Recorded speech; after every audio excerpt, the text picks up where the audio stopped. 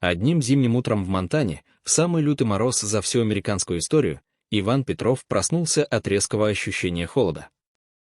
Термометр на веранде показывал минус 48 градусов по Цельсию. Воздух был настолько ледяным, что каждая травинка и лист покрылись инеем, словно застыв в вечном мгновении. Иван, уроженец Монтаны, привык к холодам, но даже его пробрал озноб от самой суровой температуры, с которой ему когда-либо приходилось сталкиваться. Он налил себе чашку горячего кофе и включил телевизор, чтобы проверить прогноз погоды. Однако завывание ветра снаружи отвлекло его от экрана. Встав у большого окна и вглядываясь вдаль, он понял, что ветер настолько силен, что поднимает плотные слои снега, превращая их в белые столбы, танцующие и кружащиеся, как призрачные фигуры в бушующем балете. Но это было еще не все. Как раз когда он подумал, что утро не может стать более сюрреалистичным, он в шоке выронил свою чашку кофе. Горячая жидкость разбрызгалась по полу, оставшись незамеченной сквозь запотевшее стекло. Вид, которого он никогда не ожидал, предстал перед ним. Сцена настолько невероятная, что казалась сном. Мать-рысь прижалась к оконной раме, ее золотисто-коричневая шерсть была покрыта инеем, а ее изящное тело дрожало от жестокого холода. И вот что удивительно, она была не одна. За ней, прижавшись друг к другу, 3 крошечных рысьих детеныша Хадрл-Таргетер в небольшой кучке дрожащей, покрытой инеем шерсти, едва различимые на фоне бесконечного белого снега. Их маленькие тела сильно тряслись, их тонкое, жалобное мяуканье почти заглушалось завываниями ветра. Самый маленький из котят внезапно упал, его хрупкое тельце слабо подергивалось, словно он был на грани того, чтобы сдаться безжалостной стихии. Но становится еще более странно. Мать-рысь, словно почувствовав срочность и неумолимо сокращающееся время, схватила самого маленького детеныша за загривок и поднесла его ближе к окну. Ее движения были целенаправленными, но нежными, каждый шаг наполнен материнской решимостью. Она мягко прижала его маленькое тельце к стеклу, ее дыхание запотевало стекло, когда она посмотрела на Ивана глазами, в которых читались отчаяние и надежда, умоляя его понять безмолвную мольбу о помощи. Ветер завывал еще громче, бросая снежинки в окно с резкими щелкающими звуками, что делало момент еще более отчаянным. Иван застыл, сердце колотилось в груди. Он никогда раньше ничего подобного не видел. Мать-рысь подняла лапу и ритмично постучала по окну, ее когти щелкали по стеклу. Казалось, она пыталась послать ему сообщение, умоляя его понять. Иван колебался. Приводить диких животных в свой дом было последним, о чем он когда-либо мог мечтать. Но, глядя на упавшего детеныша, он знал, что если он не предпримет никаких действий, тот может не пережить ближайшие несколько минут. Если вы продолжаете смотреть этот видеоролик и считаете его интересным, оставьте в комментариях цифру 1, чтобы я знал, что вы здесь. А если вы еще не подписаны, обязательно подпишитесь на канал и нажмите на колокольчик уведомлений, чтобы не пропустить свежие ролики. Ваше внимание помогает нам продолжать создавать интересный и вдохновляющий контент.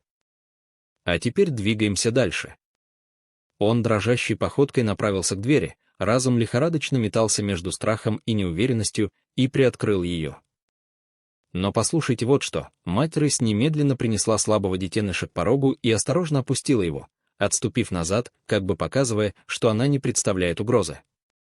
Ее взгляд оставался прикованным к нему, полным надежды и отчаяния. Он не мог отвести глаз. Иван подхватил крошечного детеныша, его тело было едва теплее, чем лед снаружи, и отнес его внутрь. Мать-рысь внимательно наблюдала, затем направила свой взгляд на 2 оставшихся детенышей, все еще скучившихся на снегу. Она снова посмотрела на него, ее умоляющее выражение было безошибочным. Становится хуже. Он открыл дверь шире, жестом приглашая ее принести других детенышей. Она не колебалась. Один за другим она подталкивала детенышей к нему, ее движения были осторожными и продуманными. Когда все 3 детенышей оказались внутри, Иван снова замялся. Мать-рысь стояла на пороге, снег кружился вокруг нее, пока она ждала его разрешения. Наконец он кивнул, отступая, чтобы впустить ее. Она двигалась грациозно, но осторожно, стряхивая лед со своей шерсти, прежде чем полностью войти в тепло дамы. И вот здесь становится по-настоящему дико. Она вела себя совсем не как дикое животное.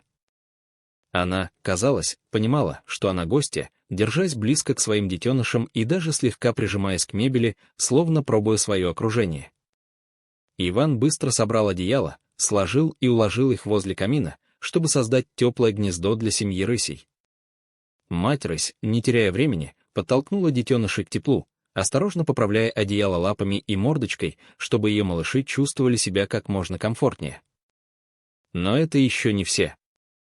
Она снова повернулась к Ивану, ее янтарные глаза светились почти человеческой благодарностью, которая, казалось, пронзила его душу. Он почувствовал неожиданное тепло в груди и связь, которую он не мог ни объяснить, ни отрицать. Шторм снаружи продолжал свой неумолимый натиск, ветер выл, как стая волков на охоте, но внутри атмосфера начала смягчаться, создавая убежище от хаоса. Котята, прежде дрожавшие и слабые, начали шевелиться. Самый маленький, прижавшийся ближе всего к огню, издал крошечное, жалобное мяуканье, первый звук с момента их прибытия. Звук был таким тихим, но он наполнил комнату надеждой. Если вы продолжаете смотреть этот видеоролик и считаете его интересным, оставьте, пожалуйста, в комментариях цифру 3, чтобы я знал, что вы здесь. А если вы еще не подписаны, обязательно подпишитесь на канал и нажмите на колокольчик уведомлений, чтобы не пропустить свежие ролики.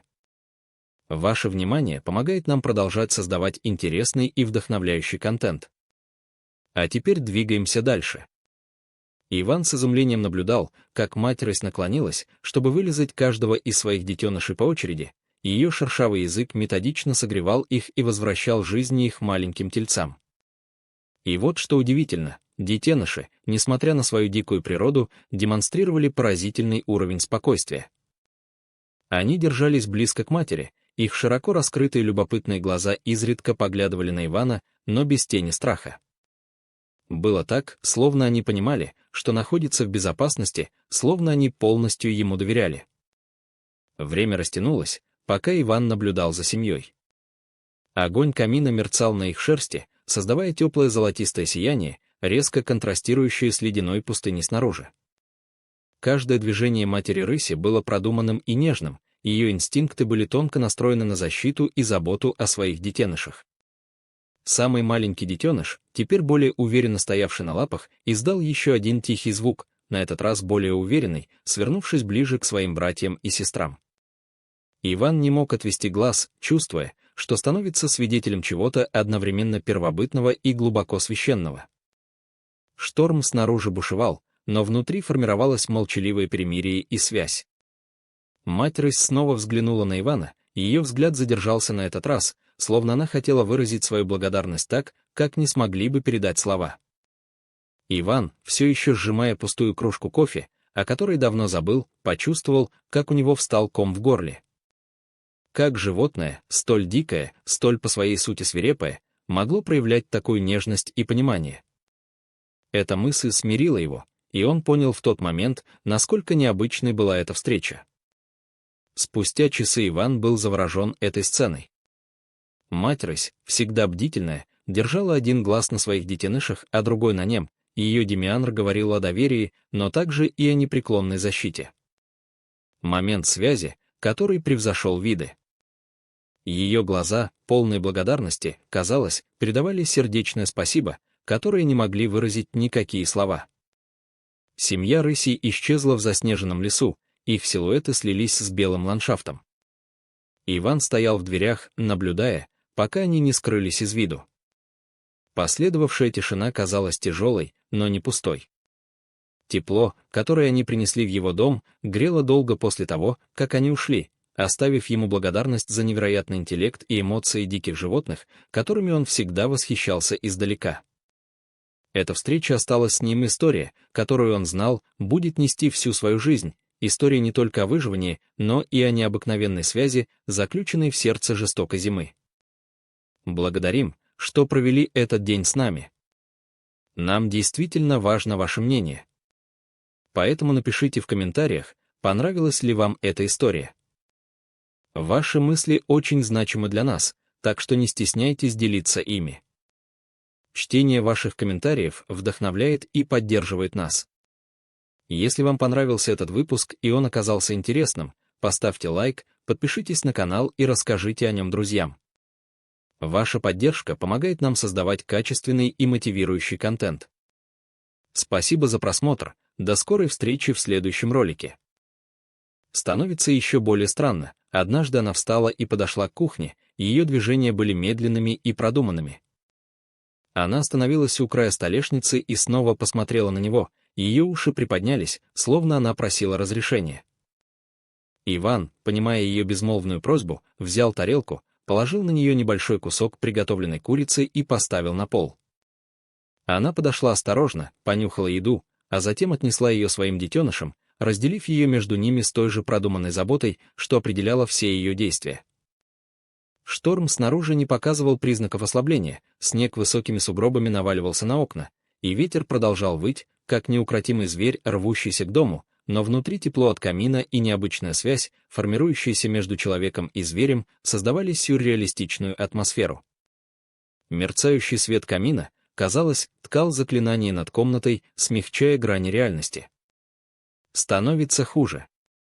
Иван понял, что, помогая семье рысей, он принял на себя ответственность, гораздо большую, чем он мог себе представить. Хрупкость жизни в дикой природе внезапно стала для него очень реальной. Он не мог просто выпустить их обратно в бурю. Им нужно было время, чтобы восстановиться, и он был их единственной надеждой. В течение следующих нескольких часов поведение матери рыси продолжало его удивлять.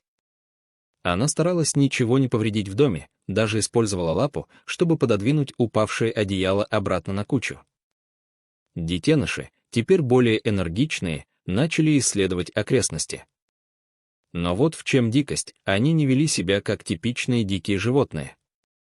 Казалось, они понимали границы пространства, держась близко к камину и не взбираясь и не царапая мебель. Их маленькие лапы мягко ступали по деревянному полу, их движения были осторожными, но любопытными, словно они тоже понимали священность этого временного убежища. Иван не мог поверить в то, что он видел. Интеллект и осознанность матери рыси были не похожи ни на что, что он когда-либо видел.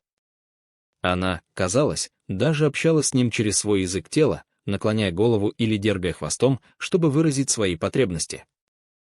Однажды она обернулась, чтобы посмотреть на самого маленького детеныша, который с трудом поспевал за своими братьями и сестрами, и с тихим рычанием мягко подтолкнула его к теплу одеял, и ее материнский инстинкт был очевиден в каждом жесте. Но это еще не все. Когда шторм наконец начал ослабевать, мать рысь встала и потянулась, сигнализируя, что пришло время ее семье уходить. Она лизнула каждого из своих детенышей, призывая их следовать за ней к двери. Иван медленно открыл ее, холодный воздух ворвался внутрь, заставляя его дрожать. Детеныши сначала колебались, их крошечные лапки увязли в снегу, их тихие мяуканья терялись в все еще свирепом ветре. Мать рысь осторожно подтолкнула их вперед, ее терпение и ободрение были непоколебимы. И послушайте вот что, прежде чем выйти, она обернулась к Ивану и положила лапу ему на руку. Прикосновение было коротким, но мощным.